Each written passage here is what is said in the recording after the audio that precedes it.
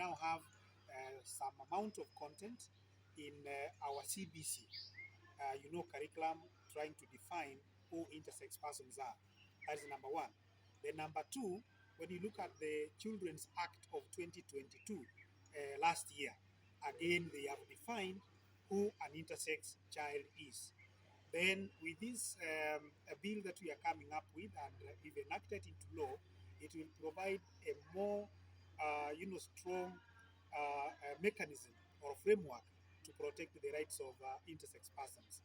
The fourth one, we have also mounted awareness raising campaigns through our public education and training department at the Kenya National Commission on Human Rights. We also have some programs in specific universities where we are highlighting the rights of intersex persons. These include Kisii University, University of Kabianga, Laikipia University, University of Nairobi, and we will still go further and reach out to a number of universities in Kenya as well.